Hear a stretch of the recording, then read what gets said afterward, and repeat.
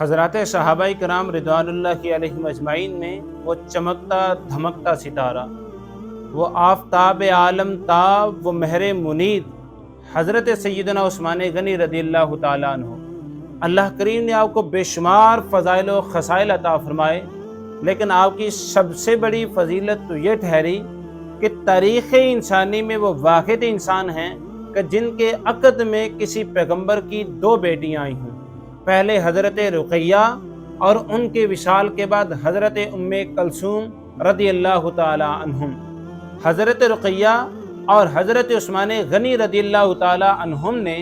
جب ہجرت حبشہ کی تو کریم آقا علیہ الصلوۃ والسلام نے فرمایا حضرت لوط علیہ الصلوۃ والسلام کے بعد یہ پہلی جوڑی ہے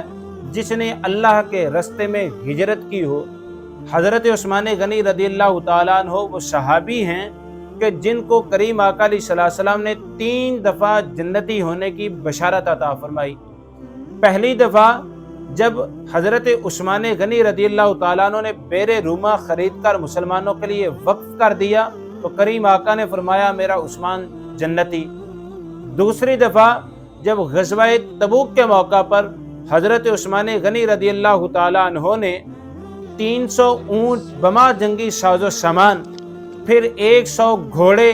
اور ساتھ میں 1000 درہم لا کر کریم آقا کی بارگاہ میں نچھاور کر دیے تو کریم آقا نے فرمایا میرا عثمان جنتی۔ تیسری دفعہ جب مسجد نبوی کی توسیع کا معاملہ آیا تو حضرت عثمان غنی رضی اللہ تعالیٰ عنہ نے 25,000 درہم کی خطیر رقم سے وہ جگہ خریدی اور مسجد نبوی کے لیے وقف کر دی اور جنتی ہونے کی بشارت حاصل کی۔ حضرت عثمان غنی رضی اللہ تعالیٰ عنہ وہ صحابی ہیں کہ جن کی وجہ سے اللہ رب العزت نے بیت رضوان کے موقع پر 1400 صحابہ کے ساتھ راضی ہونے کا اعلان کرتے ہوئے فرمایا لقد رضی اللہ عن المؤمنین۔ آپ وہ واحد صحابی ہیں کہ جن کے لیے کریم آقا علیہ السلام نے بیت رضوان کے موقع پر فرمایا کہ میرا بایاں ہاتھ عثمان کے ہاتھ کے قائم مقام ہے۔ حضرت عثمان غنی رضی اللہ تعالیٰ عنہ وہ صحابی ہیں کہ جن کے لیے کریم آقا نے فرمایا کہ جس کے دل میں میرے عثمان کا بغض ہوگا میں اس کا جنازہ نہیں پڑھاؤں گا۔ حضرت عثمان غنی رضی اللہ تعالیٰ عنہ کی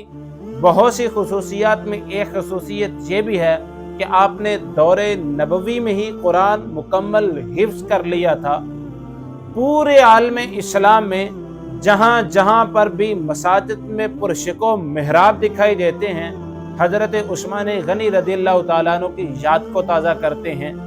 اور پوری دنیا میں جہاں جہاں بھی مساجد میں اذان جمعہ ہوتی ہے تو پہلی اذان حضرت عثمان غنی رضی اللہ تعالیٰ عنہ کی یاد کو تازہ کرتی ہے۔ حضرت عثمان غنی رضی اللہ تعالیٰ عنہ وہ صحابی ہیں کہ جن کے بارے میں کریم آقا علیہ السلام نے فرمایا میں اس عثمان کا حیا کیوں نہ کروں جس کا حیا خود فرشتے کرتے ہیں۔